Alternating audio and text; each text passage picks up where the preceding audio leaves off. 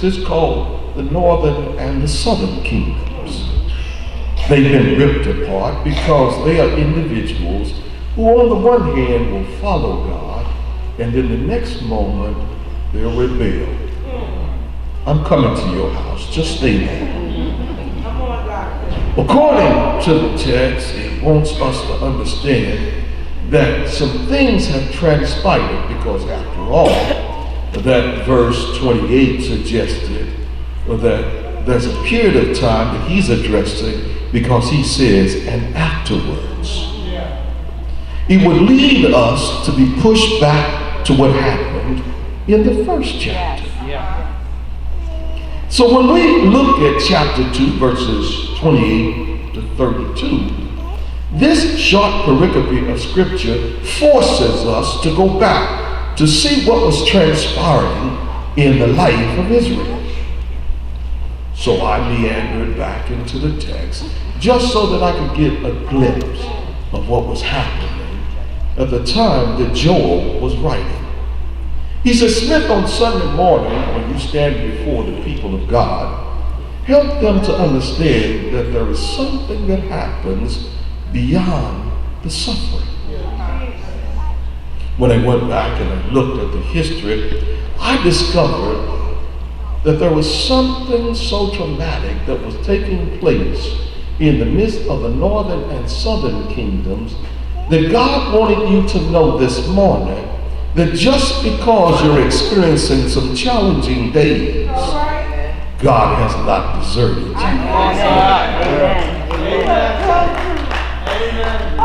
I questioned the Spirit to discover what it was he wanted us to know. And I asked Joel, I said, Joel, you saw some stuff, but what did it mean to you? He said, Smith, I saw the calamities that were transpiring, both in the northern and the southern kingdoms. I saw the suffering of the people, and for it had suffered so abruptly and long that the people had almost given up. He said, I saw some events that took place. The locusts had arrived on the countryside. It appeared that just for a moment the locusts had taken over. They were like a massive army. He even describes them in perfect imagery so that somehow the reader could understand that these locusts, these insects, were so devastating and so powerful that they had eaten up all the produce that was there for the Israelites. He said they looked like water. There were many of them. They had sounds that were so noisy that it gripped up your attention. It caused the sociology of all of human history to be affected by what had happened with the locusts. He said then there were locusts after locusts. Not only were there devouring locusts, there were locusts that came along. They made noise. They got the attention of the people. Imagine just for a moment if there's some symbolism in the text that suggests that it's not just locusts. What if the noise that is being heard is a distraction to take you away from the attention you should have on your God? Somebody here this morning has something that appears to be distracting them from your attention that should be focused on your holy God. Something is eating away at you. Something is gnawing at your very presence. It appears to be that it should be something that's positive, but it appears to be negative. But those locusts are devouring everything in sight. They've eaten up all of the crop, eaten up all of the produce, and there appears to be no hope. Now, if that's not bad enough, Joel says, I saw another problem. It's bad enough when the locusts have come and they've eaten up everything that was promised to you. You've lost all of your economic stability. It doesn't look good for you right now, but then there's a famine. Have you ever gone from one troubling period in your life only to face another? Come on, preacher. Have you ever had something so devastating in your personal life that it just keeps gnawing away? Nobody else sees it, nobody else knows it, but it seems to be just eating away at you, and you're wondering to yourself, in the midst of all this, where is God? Or maybe I'm talking to Smith this morning, but there are periods in my personal life when I just had to ask God, in the midst of this situation, where are you?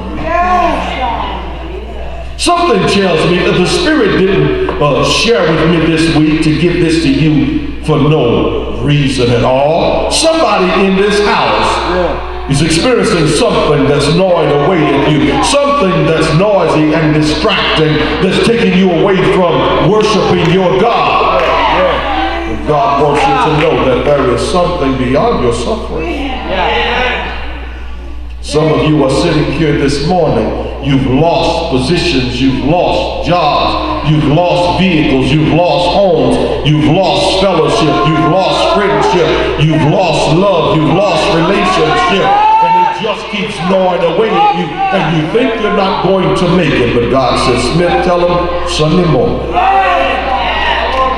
there is something beyond their suffering. They had gone from suffering, the produce was gone. They didn't know how they were going to handle it. The famine was upon them now, and nobody appeared to be capable of making it. And Joel says, but after all of that,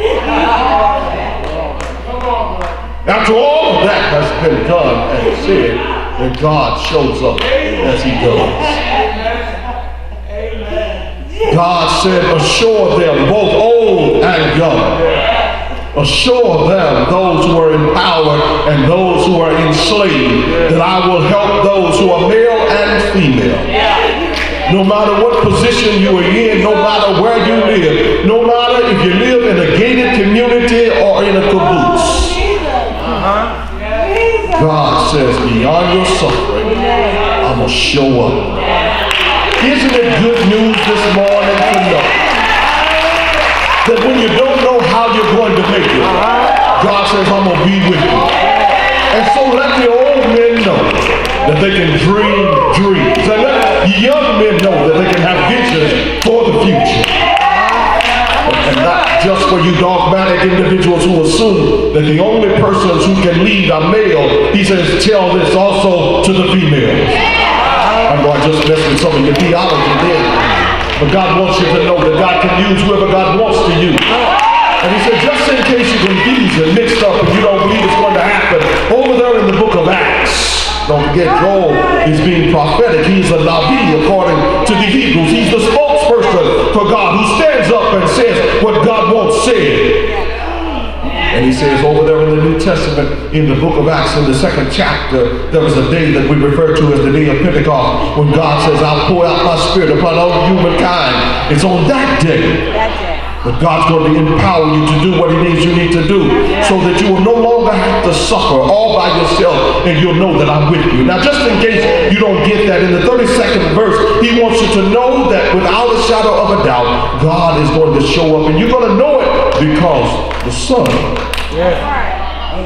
will change its involvement. The moon will begin to reflect blood. And all of a sudden you'll know without a shadow of a doubt that God is just showing up in a way you never expected. I stopped by to serve notice to all of us this morning that beyond your suffering, God is going to show up so that you can get through it. So if you felt like you were going through it all by yourself and nobody was with you, I stopped by to serve notice that God said, I'm going to be with you. And I'm going to pour out upon you my spirit so that you are empowered to get through it. So don't feel like you're by yourself. Don't feel like you're in it all alone. God says, I'm going to be right there with you. So it's a new year. It's a new year. And God is promising all of us. And God cannot lie. He is not like us. He won't waver back and forth like we do in our inconsistencies. God will give you his word and he will keep it and he'll make sure that you can make it. And that's the good news for this morning, is that Joel the prophet is saying to every one of us that in the midst of your suffering, God has not deserted you. Is that good news to anybody? Maybe that's just for me. But this morning, God is wanting to come to you. Imagine just for a moment. In a moment when the world was so messed up, God said, I've got to make some changes. He sent the deluge. The rain came. And it beat upon the face of the earth. And the scripture says it was for 40 days, 40 nights. And you know as well as I do that the symbolism even there is suggesting that 40 means a long time. For 40 days, it rained. And after the rain was over, God allowed them to begin again. Now, if that's not enough, men begin to mess up again, like we do. And God decided, I need somebody to go who can correct things and set it straight. Imagine for a moment. Hallelujah. Abraham said, I'll go for you. And God said, I'm sorry. Abe, you know you lied a couple of times. You won't be able to foot this bill. Moses, the great lawgiver, according to Hebrews, said, I tell you what, they respect me a lot, I'll go. And God said, Moses, as much as I love you, you can't do it. And so you had prophet after prophet, spokesperson for God, the spokesperson. You get to the New Testament, you got the likes of John the Baptist and others who assumed that they could do it. And ultimately, it would take the Christ. Yeah. Amen. Amen. It would take the Son of God to disrobe himself of his divinity. To come into a sin-cursed world so that he could alleviate some of the suffering that we have put ourselves under because of our decision to sin. God said, I need to send you some help. And so beyond our suffering, he sent us the deliverer so that he could take us away from all the mess we had put ourselves in. And so Christ came to save us from us. Amen. So this morning, when you give thought to all that you have done and recognize your need for a Savior, perhaps then you'll recognize there's salvation beyond the suffering. Stand with me, please.